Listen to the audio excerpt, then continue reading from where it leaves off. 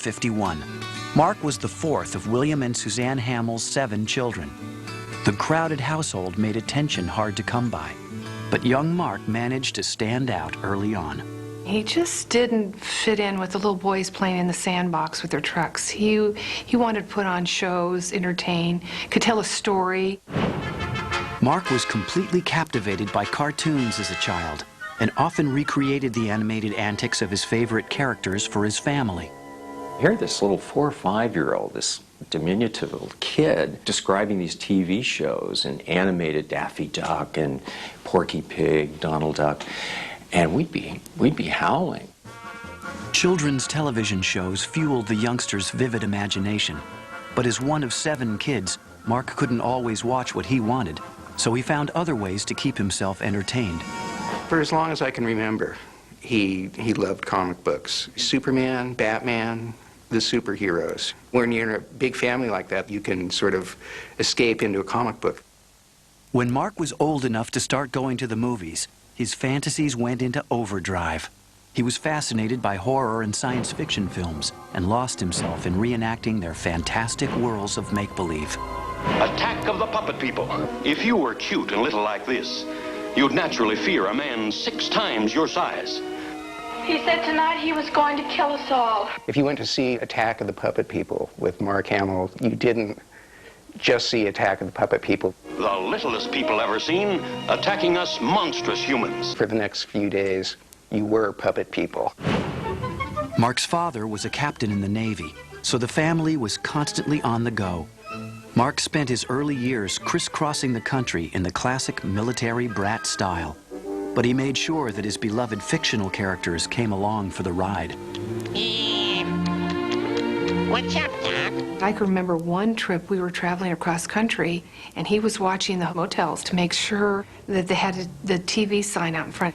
We could up and move and leave people and leave cities and towns and schools, but he'd always have his TV characters, his comic books, and so they became an extended family in a sense for him. One of the Hamill's many moves came in 1960 when the family spent a summer in Brooklyn, New York. And just across the bridge in Manhattan, 9-year-old Mark got his first taste of live theater. He was the only one in the family who was interested in going to Broadway and seeing theater. Didn't matter if they were sold out, he would insist on going, and he always managed to get a seat. So he was absolutely enthralled. In New York, Mark fantasized about being an actor on stage, but he kept his dreams to himself. He didn't want to talk about that because he didn't want anybody trying to talk him out of it. But TV, the movies, and Broadway shows only provided a brief respite from an increasingly volatile home life. My mother was very easygoing and very loving, very hands-on mom. And my father, very authoritarian, Navy man who felt that the way to raise kids was the way you ran subordinates aboard ship. My dad expected us to jump and salute him, and Mark was just not going to do that. Mark retreated even more into his own imagination as an escape. His bedroom became his sanctuary. He found action and adventure in the fantasy pages of his comic books. The only thing he ever spent money on was maybe a t-shirt or comic books. Nothing else really mattered to him. He didn't care about cars or where he lived. It was his comic books. In 1964, the family relocated to Annandale, Virginia, where Mark began high school.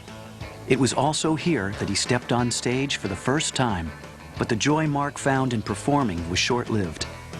After Mark's sophomore year, his father received a military transfer once again. This time, the Hamills were headed not to another zip code, but to another country, Japan. Mark and his family moved on to the naval base at Yokosuka. Mark used the relocation as an opportunity to expand his repertoire of voices. He was always the performer, so he had the Japanese accent down perfectly. At Yokosuka High, Mark continued to pursue acting. He starred as Snoopy in a production of You're a Good Man, Charlie Brown. But Mark didn't just perform in shows at the school. He also selected plays and cast and directed them. After Mark graduated in 1969, the Hamills returned to the United States and settled in San Diego. But Mark moved to Los Angeles. There he ran into a family friend, composer Michael Franks. told Mark he was casting for a new musical, Anthems in E-flat Calliope. The novice actor jumped at the chance to audition and won a role in the play, which was his first professional production. Mark's older sister Terry drove to LA to support him when the show premiered. I came up to see Mark, and I had never really seen him do anything till I saw that, and I just cried. I mean, it was just amazing to see him get emotional, how talented he was.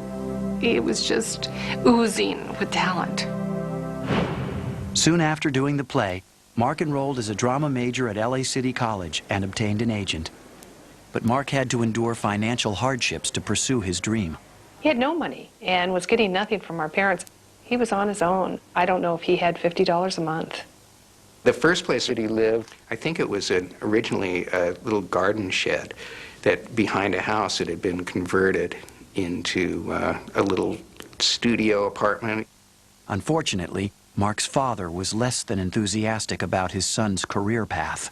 My father had always talked to him in terms of going to law school, which was the last thing that Mark would ever want to do. In the summer of 1970, Mark began to land parts on TV. A 4-line role on an episode of The Bill Cosby Show was his first television job. In the following months, casting directors started to notice the energetic actor with the all-American good looks and boyish enthusiasm. Mark Hamill made dozens of one-time appearances on TV dramas and sitcoms. It was feast or famine. He would work, get some money, share it with his friends, go buy comic books, a couple T-shirts, take them all to dinner, and then there'd be no work. But he was happy. He knew this is where he wanted to be. In 1972, Mark started to break through with bigger parts.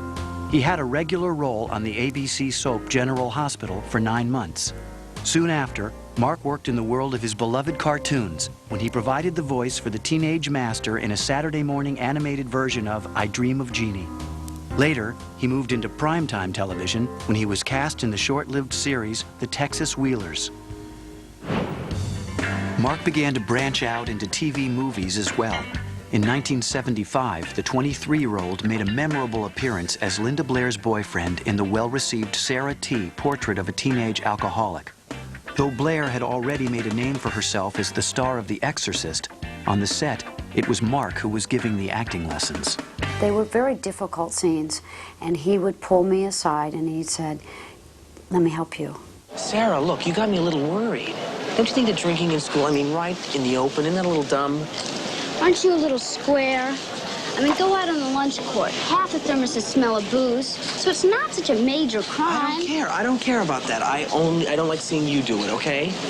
I have never forgotten that he really was very instrumental in helping me in my education as an actor. Sarah T. Portrait of a Teenage Alcoholic was one of the highest-rated TV movies of the year.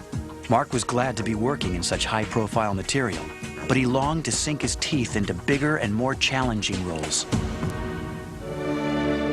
Little did he know that he would soon find the role of a lifetime in a galaxy far, far away. Tonight, from first-time flyers to twice have a crack at it reporters. Don't worry, I still live to... In late 1975, George Lucas, the hot young director of American Graffiti, was casting his latest project. Star Wars was to be a space fantasy adventure film, and one of the actors who showed up to the cattle call was 25-year-old Mark Hamill. He was very, very bright and bubbly, the kind of sort of perfect teenager that we were looking for. Mark made the first cut, and in a callback audition, he found himself acting opposite a familiar face from American Graffiti, Harrison Ford. They've taken her to find the hidden bases. How are we going to get to the rebels before she breaks? The Empire already beat us here. She's part of the royal family. They won't get any information from her. She knows the art of mind control. Still, she is our only link between us and the hidden bases. I was interested in how well the actors played against each other and trying to find the right ensemble to work together. It wasn't just the actors individually, but as how they worked as a group. Fortunately, the chemistry between Hamill and Ford was just what Lucas and his fellow producers were looking for. After we'd gone through all of these people and narrowed it down to 2 or 3 for each part, it was clearly the outstanding one for the Luke Skywalker role. The character Luke Skywalker was a farm boy from a remote planet who ends up challenging an evil empire and saving a princess. Mark was especially thrilled to be at the center of a film in the science fantasy genre that he loved so much. He was excited because he was working with George Lucas and he liked American Graffiti, and you know, he thought that it had a chance of being a good movie.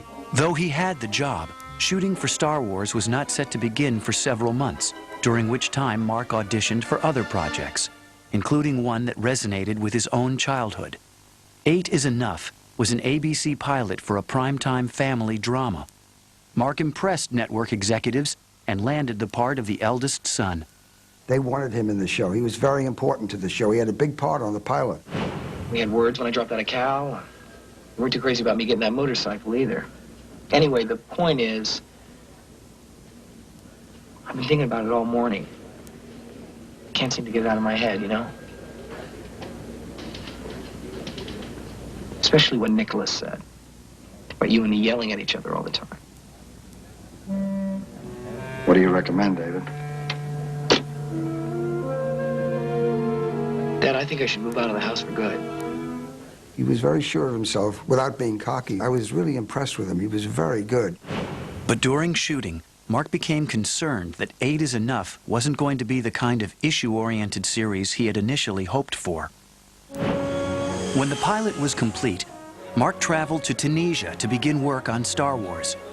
There, he found himself faced with the acting challenge of his career. In most of his scenes, either he was interacting with robots and creatures from George Lucas's imagination, or he was working with one of the most respected actors of the 20th century, Sir Alec Guinness. There's nothing you could have done, Luke, had you been there. You'd have been killed, too. And the droids would now be in the hands of the Empire. I want to come with you to Alderaan. There's nothing for me here now. I want to learn the ways of the Force and become a Jedi like my father. I think having somebody the quality of Alec Guinness in the film was a good challenge for all of the actors, and Mark was very ready to learn.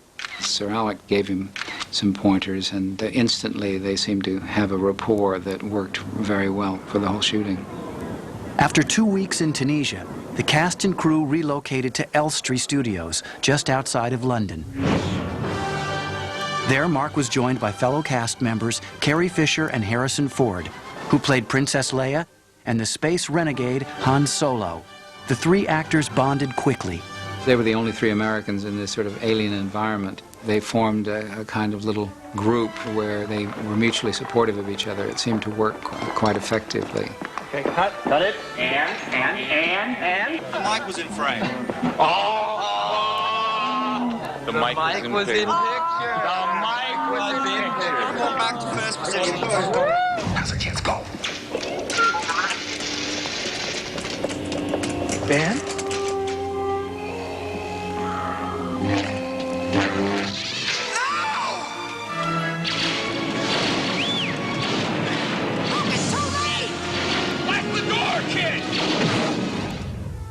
20-year-old Carrie Fisher was the daughter of Debbie Reynolds and Eddie Fisher and a relative newcomer. She and Mark became close during the shoot. They both were very kind of witty, and they were very good at kind of poking fun at things. And there was a time there were people who said that they thought that Mark might have had a crush on Carrie. The two would flirt constantly on the set, but it never went beyond that. When the production wrapped shooting in July of 1976, they parted as good friends. Mark Hamill returned to the United States exhilarated. When he came back, he brought a stack of photos with him into my house and was showing me all this great stuff. There were, all these great creatures in it, and I think that was really a lot of fun for him. Industry expectations for Star Wars were not that high, but Mark felt in his heart that the movie would be a hit. He had signed on for 2 Star Wars sequels, and if the first film was a success, it would mean more work for Mark on the big screen. But there was one problem. ABC had picked up 8 is Enough and ordered it as a series. Production was to begin in early 1977, and Mark Hamill was contractually bound to be in the show. Mark's a great guy. He's not the kind of guy who would sign a contract and say, you know what, I changed my mind. Honorable man. So I think that it was very hard for him. Since Mark felt 8 is Enough was not the purely dramatic show he had originally signed to do, he asked to be released from his contract. When ABC refused, Mark tried legal means to resolve his dilemma. Well, they were holding firm. They weren't going to let him out. They didn't want to lose him. As the start date for the production of the series drew near, Mark was a consummate professional and reconciled himself to doing 8 is Enough. But the night before he was to report to the set, Mark was driving down a highway just outside of Los Angeles. He lost control of his vehicle, and the car went careening off the road. Hours later, he was lying in a hospital, and his face was badly damaged. We got the phone call that early that morning he had been in a car accident and was in the hospital, which was very upsetting because we all love Mark very much. To tell you the truth, everybody in the cast and crew thought that there was a ploy for him to get out of doing 8 is Enough. And then they felt guilty when they found out it wasn't, that, you know, it was legitimate. The network quickly replaced Mark Hamill with actor Grant Goodeve in the part of the eldest son. Mark was left to deal with his facial injuries, which included a crushed nose, a broken cheekbone, and numerous lacerations. I'd seen him on screen, so handsome, so larger than life, and then to see what, this horrendous accident had done to him. Mark endured a painful battery of restorative plastic surgery procedures. When you have an incident like that in your life, that, it's going to be a part of you forever. But it's not something that he ever dwelled on. He just decided early on that I've got to move on. Mark also needed corrective dental work. At his dentist's office, he became acquainted with 22-year-old assistant Mary Lou York. She was just such a knockout. She was disarmingly innocent and bright and beautiful. Pretty hard to resist that.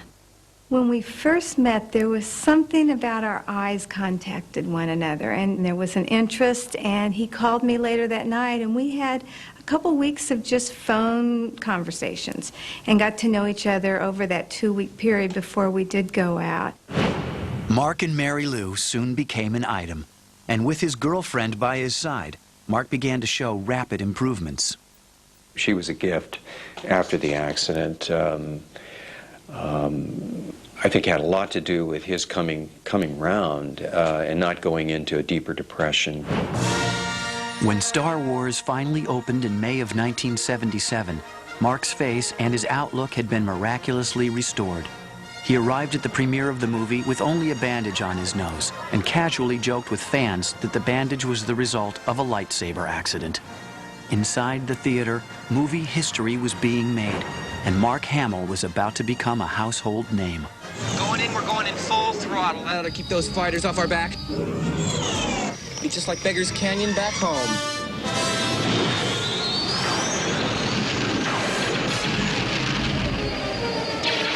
There's a very American quality about Mark, which I think is a great thing in a movie like Star Wars, where there's so many things that are new and different. He wasn't playing Buck Rogers, he wasn't playing Flash Gordon. He was honest, he was real, he was vulnerable. He was just that kid. The summer of 1977 belonged to Star Wars.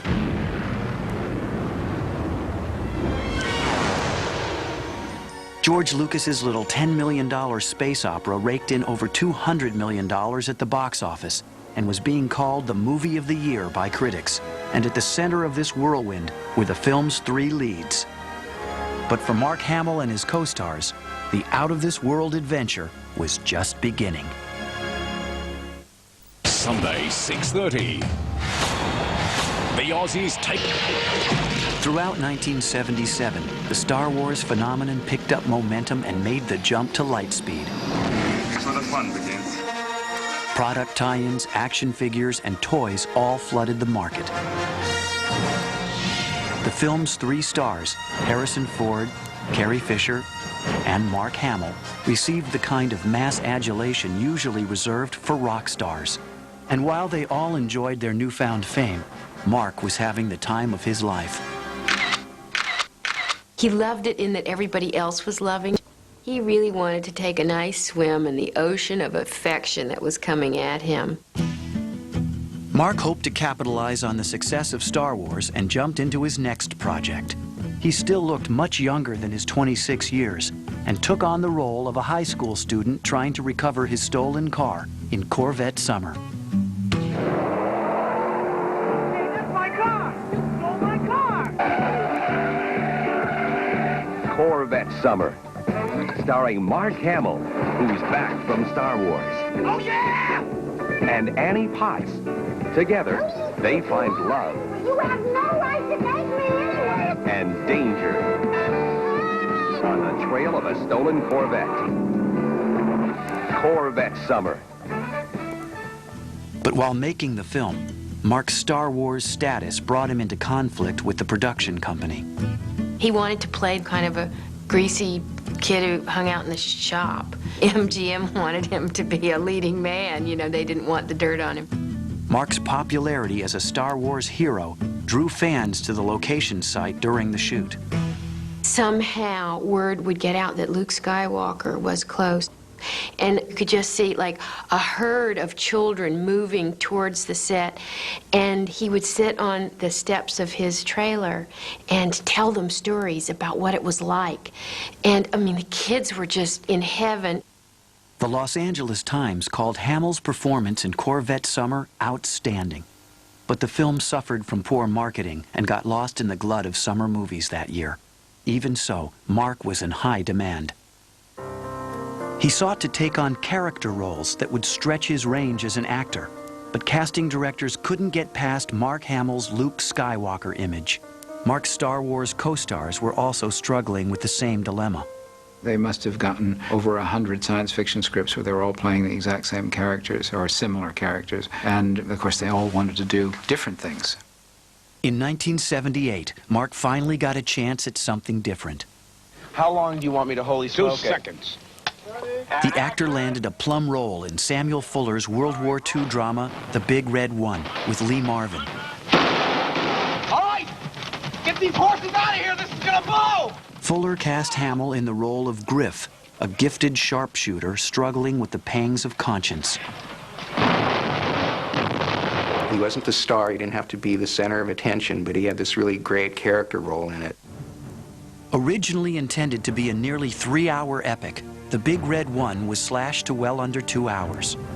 Much of Mark's work was cut out of the film, which not surprisingly did poorly at the box office.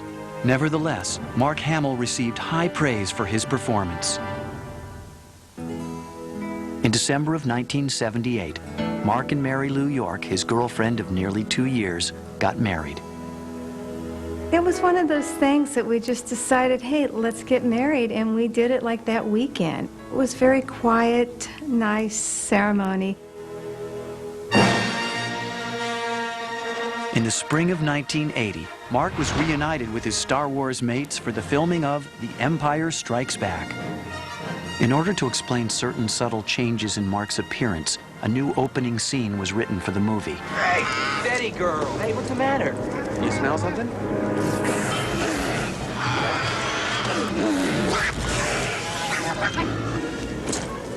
I think he was worried a bit that he didn't look the same, but he looked older, which he was, and he looked more weathered, and we took advantage of that, really. Echo Station 5-7. We're on our way. All right, boys, keep tight now. Mark had been through quite a bit, I think. He was a little bit more settled down. He was a little bit more serious about things, and there was a more mature tone to the way he was delivering his performance. Just setting a new course. We're not going to regroup with the others. We're going to the Dagobah system. Mark's maturity on screen was underscored by a development in his personal life. While making The Empire Strikes Back, he and Mary Lou welcomed their first child, Nathan. Nathan was just such a blessing, and Mark just fell into being a father so easily. When it was released in the summer of 1980, The Empire Strikes Back was hailed by many critics as an improvement on the original. They praised Mark's nuanced characterization of Luke as he studied to be a Jedi Knight with his mentor Yoda, character brought to life by famed Muppeteer Frank Oz. Those scenes between Yoda and Mark, I think, would not have worked half as well if Mark really didn't connect with that character. So if that didn't happen with Mark, then Yoda wouldn't have seemed so alive. But how am I to know the good side from the bad? You will know when you are calm, at peace, passive. A Jedi uses the Force for knowledge and defense. The Force is with you, young Skywalker. But you are not a Jedi yet. Like Star Wars before it, The Empire Strikes Back was a worldwide smash. You are beaten. It is useless to resist. Don't let yourself be destroyed as Obi-Wan did. The film grossed over $200 million domestically. The space adventure saga was now a profitable motion picture franchise. Obi-Wan never told you what happened to your father. He told me enough. He told me you killed him. No. I am your father. Mark Hamill had proven his value as a big screen star, but he was still eager to show that he could be more than just Luke Skywalker. Inspired by his acting mentor and theater veteran Sir Alec Guinness, Mark set his sights on Broadway. His manager at the time wanted him to go and do dinner theater, and he said, no, if I'm going to do theater, let's go do Broadway. Mark moved his family to New York and began to get reacquainted with the theater scene, which had fascinated him as a boy. He loved New York, absolutely loved the energy there. That really fed his soul, I think. In 1981, Mark Hamill made his Broadway debut when he took on the title role in the long-running hit play, The Elephant Man. He was very anxious to make this right. This was his first Broadway show. Hamill played John Merrick, a hideously disfigured man discovered in a freak show. He was overjoyed to finally be able to play a decidedly non-glamorous role.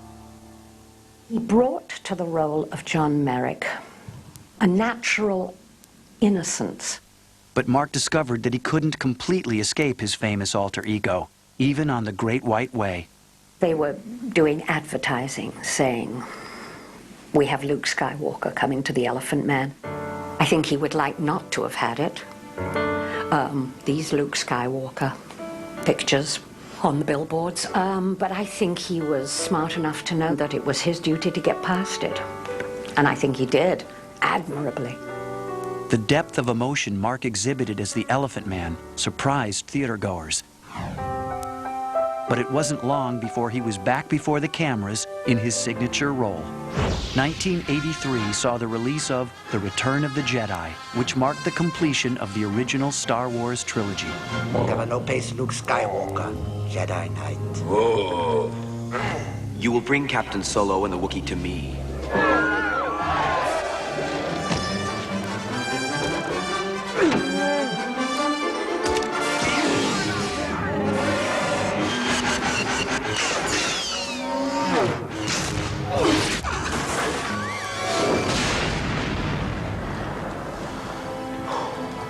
Though The Return of the Jedi seemed to play more to a younger audience, 31-year-old Mark Hamill had fully developed his character, adding layers and new levels of sincerity to his performance. I will not fight you, Father.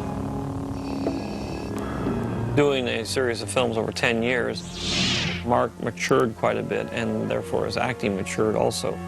When he started out, he was pretty young, and the effects of his growing up is evident on the film. Father.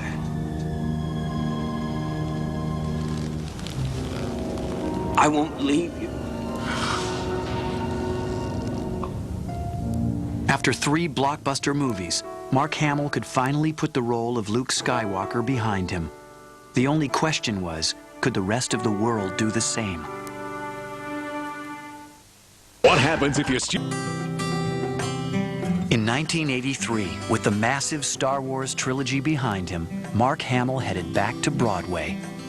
I think that there's a perception that he was having trouble with his career, and therefore he was going to the stage as sort of a second choice, but it wasn't a second choice, it was a first choice. Mark accepted the role of the manic genius Mozart in the touring production of Peter Shaffer's hit play Amadeus, and traveled across the country giving hundreds of performances. Along the way, he and Mary Lou welcomed their second son, Griffin. That was the gypsy life. I was on the road having a baby, and I think we moved from San Francisco to Chicago when Griffin was 3 days old. But I said, you know, the pioneer women did it. I can do it too. On stage, Mark's high-voltage energy was a perfect fit for the play. A lot of producers would have been happy to put him up on the stage just because of the Star Wars thing, but he auditioned and won that role. Mark delighted old fans and earned new ones with his critically acclaimed performance at sold-out houses across the nation. When plans were announced to bring Amadeus to the big screen, Mark hoped to win the part, but was disappointed when the role went to Tom Hulce. The comment came from somebody at the top saying, well, I don't want Luke Skywalker playing Amadeus. Undaunted, Mark returned to New York with his family and concentrated all his efforts on becoming an accomplished stage actor. Mark next had a starring role in the musical comedy Harrigan and Hart. He got to sing and dance on stage for the first time in years. Mark was singled out for his outstanding performance in the play and was nominated for a 1985 Drama Desk Award as Best Actor of the Year. He has an innate theatricality about him, and you need to have a larger-than-life quality about you in order to come across the footlights in theater. And Mark, it's in his bones. Mark Hamill continued to do solid work on Broadway for the next few years, including his turn as a put-upon architect in The Nerd. And his performance in the revival of the 1937 farce Room Service earned him stellar notices. The notoriously tough critic John Simon praised Mark's comedic gifts, while the equally severe New York Times reviewer Frank Rich called Mark the play's happiest surprise. In the late 1980s, with his children nearing school age, Mark and his family returned to California to live full-time. After over a 7-year absence from Hollywood, Mark began to explore the possibilities of a return to film acting.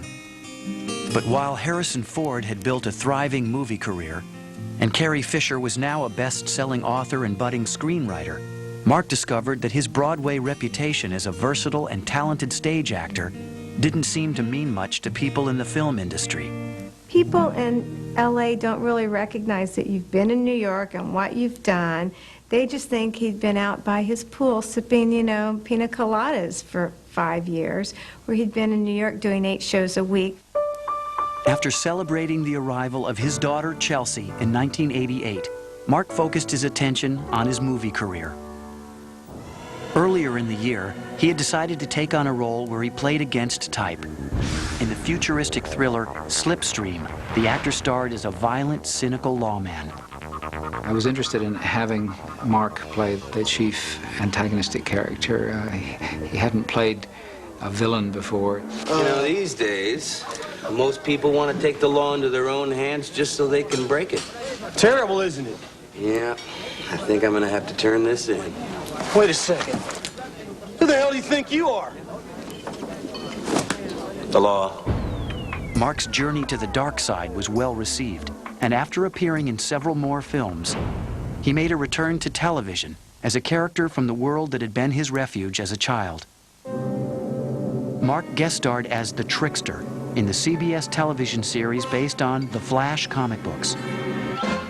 The outlandish role gave Mark a chance to show a side of his talents few had seen before.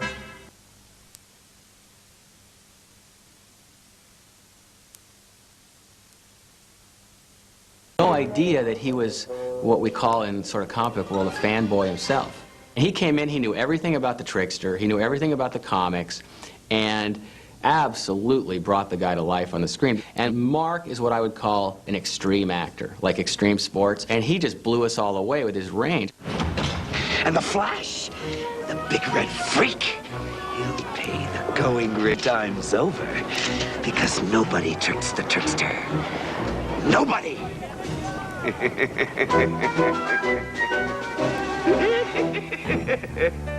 By the beginning of the 1990s, Mark Hamill was finally playing the character parts he loved, and in the decades to come, he would use his acting and other talents to carve out a new place for himself in Hollywood. In the 90s, Mark Hamill continued to act in movies and on television, but his lifelong passions led him down new and interesting paths. Mark was a father of 3, but his boyhood was far from over. He just acts like a kid sometimes. Little things count, I guess, like when we played board games or we did puzzles together. He's always goofy, you know. He's just a great person to hang out with. As the decade progressed, Mark drew on his earliest performing roots when he began working as a voiceover artist. The kid who had amused his family doing impressions of cartoon characters was now getting paid to do the same thing. Among the many memorable characters Mark Hamill brought to life was the Joker in the animated Batman TV series and in the subsequent feature film. He reprised the role later in the video game Batman Vengeance. Baby, you're the best. When you're playing this game and you're seeing the Joker run by and you're hearing the cackle and the laugh of the Joker, you know, that's not Mark Hamill, that's the Joker. Give me your hand. Seems like old times, eh, Bats? You, me, a vat of chemicals? All right, Bats, you win. Mark's textured portrayal of the Joker earned him new clout in Hollywood, and he became one of the most sought-after voice talents in the business. He has tremendous range. He goes way outside of himself and reaches into these characters, and especially when he's doing superhero stuff, that's in his blood. Mark's love of comic books was also still deeply ingrained in him. In 1996, he and his cousin Eric Johnson collaborated on an idea for a different kind of comic book. Mark was in New York on the summer that Bernard Goetz shot some would-be muggers on the subway. And Mark had this idea about what if there was a guy who, in the real world, decided, I'm going to be Batman. The 5-part graphic novel, The Black Pearl, was an adult take on the superhero genre.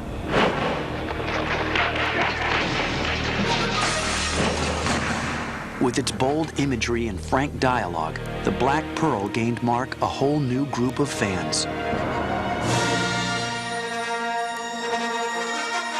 In 1997, in anticipation of the long-awaited Star Wars Episode I, 20th Century Fox released newly restored versions of the original saga. 20 years after Star Wars first hit the screen, Mark Hamill was once again starring in the #1 movie in the country. Having a big premiere and getting the whole gang together, it was a lot of fun. It was like a high school reunion.